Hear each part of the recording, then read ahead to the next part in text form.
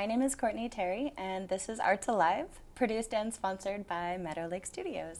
And my guest today is Noah Norwood, the owner, founder of HRK Designs, and you build, rebuild classic cars. Yep.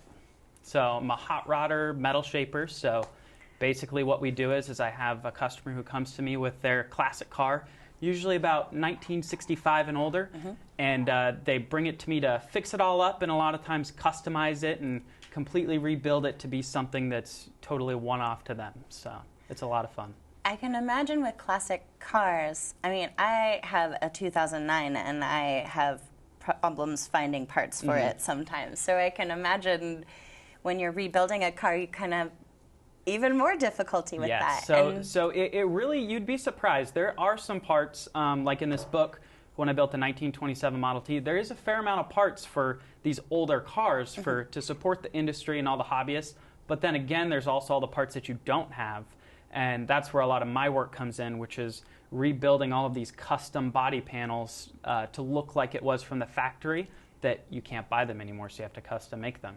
Right, and you were showing me some of the pictures from the book about the Model T where you kind of made modifications so that it would ride. Absolutely, yeah. We can. You were saying ride lower or... Yeah, so some of this stuff from this book here, this is a 1927 Model T that I just recently worked on. So this is the way it came to me, all rusty and super tall and stuff like that. And then this right here, Greg Macy, who was on the show, he did the rendering of this. So we worked with our customer to figure out, not only do we want to fix it up, but we want to make it sit low and chop the top. You can see that's the line of what it used to be like, and we got it to sit low like a hot rod to make it go faster and look cooler and all that stuff. So it's a process of just chopping metal up and shaping things in a thing called an English wheel to be able to get shape to it. So we can customize things. So you can see here, we have this, which this panel's all beat up. This panel down here was completely gone, and it's just a process of shaping the metal to where we can recreate it to where, I think it's on this next page here, you can see now it completely blends together and looks like it's always been there. That's so cool. Yeah, and it feels like it looks very authentic for all that it is made with some more modern pieces. And then along the lines of customizing things, you can see a stock 1927 Model T had this really, really tall roof, and you can see this door here where we started to chop it down. And that's something that they started to do all the way back in the 1940s, as guys would come back from World War II, and they'd find all these old cars, and they'd chop them down and then channel it. Another thing is the frame sits about right here, and I cut the floor away so the car could sit over the frame, which makes it sit even lower. So all of these different things that date back all the way to the 40s of ways that you can customize cars for whatever reason you might want to. So that's so cool. And so you mentioned you're from McMinnville, born and raised. Yeah. Where did you get started learning all this metalworking and classic cars? When I was 2 years old, my dad had a 1951 GMC pickup. And that just had so many childhood memories of him working on it and helping him build it and riding around in the loud V8 and all that stuff and going to car shows. And from then on, I was just obsessed with these classic cars and older cars. And then I'd say probably when I was in high school, it kind of reignited again, and that's when I started to get really into it. And I ended up having some friends over here in McMinnville as well, the Emrys. And they were kind of the ones who made me realize you can have a business doing this, and there's this whole industry of people who build cars for people. And so probably from the time I was 14 until now, that's always been the dream of being able to own a business and just do it every day. That's amazing. Yeah. And you do have the first piece that you... Yeah, so this here is all the pieces of metal you see here, they all start out as just completely flat sheets of metal. Okay. And sheet metal, it's a lot like paper. So if you could imagine taking a sheet of paper and you tried to form it around a basketball, you'd have wrinkles in it and it wouldn't want to just lay flat. Sheet metal is the same exact way, except things we can do to it is we can stretch it or shrink it, which makes it have this dome shape here. So for this one, I ran it through the English wheel, which is basically this big, it's almost like a rolling pin. And what that does is it stretches the center out, and then I have a shrinker that I can shrink on the insides, and it basically forms this dome. But this here is the first piece that I ever shaped. And using the same exact practices that I used to make this piece, you can then transition into making whole entire pieces like this. Right, what is this? So this is one of the newest cars I'm working on right now. It's a 67 Mustang Fastback. Oh, okay. And so what this is a fender flare for the outside. So this basically attaches to the outside right where the wheel well is, and it allows us to put a way bigger tire in the back. So there's a lot of different history behind it, that certain race cars, they'd put these big wide body fender kits on there to get big racing tires in there. And so that's kind of the idea that we're going for here, is we want to have the kind of that classic race car look with the big wide tires and wide fenders on there. So yeah, well, and it sounds like you really get to stretch your creativity a bit, because you're working kind of with these classic cars that have the structure and they have the form, but then you're talking with a client who may have a custom idea about. Absolutely. That's really what is so much fun that I enjoy about metal shaping, is this fender flare here. This piece never existed before, and you can't buy anything like this. And this was just something that I was able to imagine in my head and then turn it into reality. And it's hard to beat something like that, when you can imagine a shape or look at a car and imagine the way you might want it to look instead, and you can actually totally change the way something looks. That's what I enjoy the most. You mentioned before filming that you weren't, like, in terms of like the drawings and the art wasn't really your thing, but I am seeing so much artistic ability, especially being able to take something kind of 2D in your mind and it's definitely fun, and it's also one of those crafts to where I almost explain it kind of like a martial art. So what I'm able to do here, this is like white belt. And so to some people it might be impressive, but there's black belts and there's degrees of black belts. So this level of what I'm able to do, if you see what other people are capable of, it is just leaps and bounds, which is really motivating, because you're able to always know that there's a higher level to attain, and you can always get better. And I look at this and I see all the areas that I could fix and do better at. But then I look back to when I started with just this piece. Right. It's so much more than I could do back then. So it's an ever-evolving craft. Yeah, well, and I mean, knowing just we have the Drag the Gut every summer, so I feel like you have quite a community of car enthusiasts in the area, it is, too. For sure. Yeah, many people are surprised. McMinnville and just the Yamhill County area has a really, really big classic car culture. So that's been another thing that has been able to really be well for my business, is all these guys around here have all these old cars. And I'd say just recently am I kind of starting to branch out of the Yamhill County area and a little bit outside of Oregon, some people out of state that come to bring their car in as well. So. Oh, that's so cool. Yeah. And so I'm curious about like the custom work. What kinds of things?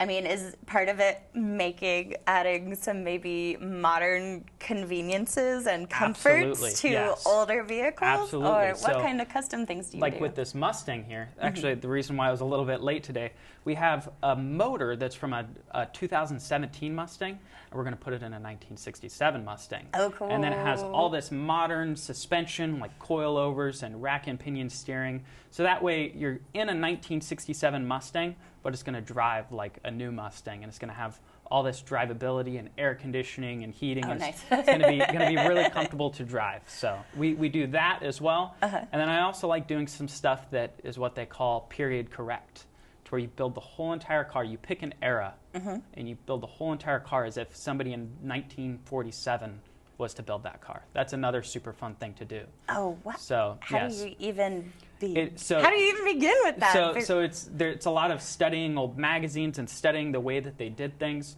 because hot rodding really has all these different eras, kind of like music. You can listen to a song and you go, that's an 80s song, or that's a 70s song. It's kind of the same idea as if you wanted to recreate a song that sounded like it came from the 70s. You can do the same exact thing with cars as well. Oh, so cool. This Mustang, we're building it like a brand new car, you know, modern to what the taste is today. But another thing you could do is recreate an era of something. Oh, that's amazing. And you had mentioned that your shop is located just a little outside of town in Whiteson. Yep. So out there on my parents' property, we have a nice little acre of property, which works well, because a lot of this metal shaping stuff, it's very loud. We're banging hammers together, we're grinding on stuff, you know, enough. Loud motors are going off, and so it helps to be outside in the country a little bit and don't bother the neighbors as much with all of our loud noises. Fair enough. Yeah. And do you have, you know, a community of other people like you who are doing the restoration and new creation? Absolutely, yeah. So that's where social media has been a huge deal. So beforehand, to get into this industry, you really had to be in Southern California to kind of have significance. It was hard to get your name out there. With Instagram today, I'm in contact with people in SoCal and just all over the country.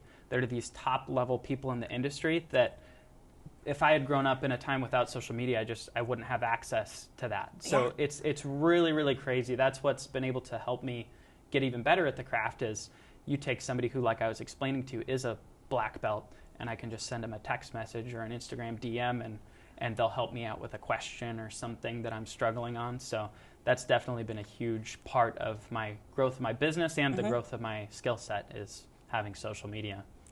That's so cool.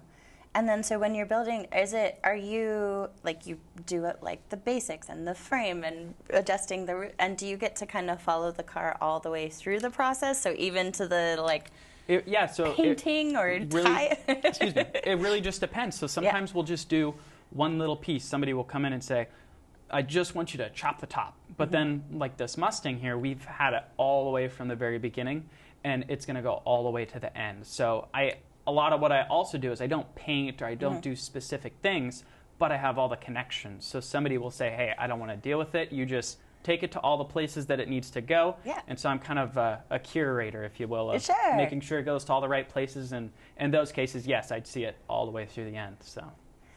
And working with, you're working with sheet metal, how, like in terms of the material, is it something you've just gotten used to? I mean, I'm looking at metal and it's like in order to like even just create these shapes, it seems like so much. And I guess, have you been able to you use more modern materials, but have you also gotten to work with maybe some like different kinds of materials? Yeah, absolutely. So the most common, like this right here, is 18 gauge, which is the thickness, and just regular mild steel.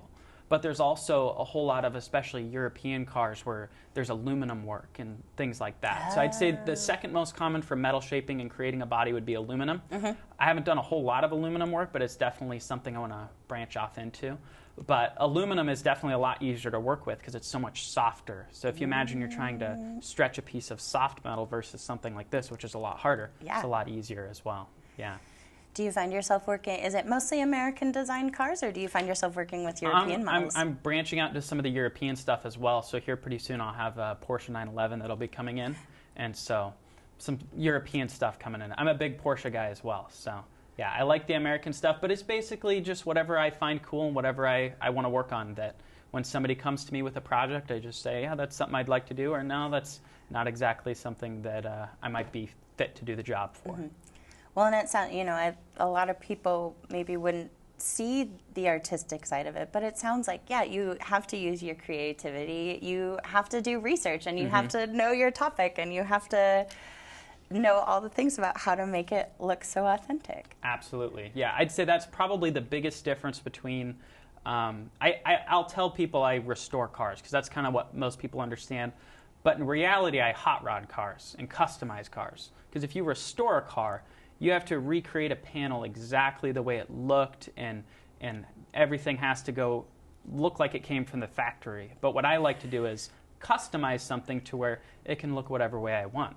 Same thing like we did with this Model T. The whole kind of bottom end was rotted out in a way, and I was able to recreate it just however I wanted it to look because it's a hot rod. So yeah, that's so cool. And so for anyone interested in seeing more of your work, you mentioned you have a social media presence. Do you have how can people find more out about you? So I'm on Instagram as @thehotroddkid. Okay. And then I'm on Facebook as HRK Design, and then website as well, hrkdesign.net. So if you type it into Google, you should be able to find my info on there. That's cool. And people can see your past work and just find all Absolutely. sorts of Yeah, things. that's usually, the website has some stuff, but the social media I keep updated just about every day of what's going on in the shop and what we're up to. So That's so cool. Well, Noah, thank you so much for. I learned so much today thank you for about having hot me rod on. cars. Yeah, It's been so cool, and yeah, absolutely. best of luck and good luck with this Mustang. That's Thank you going to very be much. really cool. It's going to be fun. Thank you. Thank you. My name is Courtney Terry, and this has been Art to Life.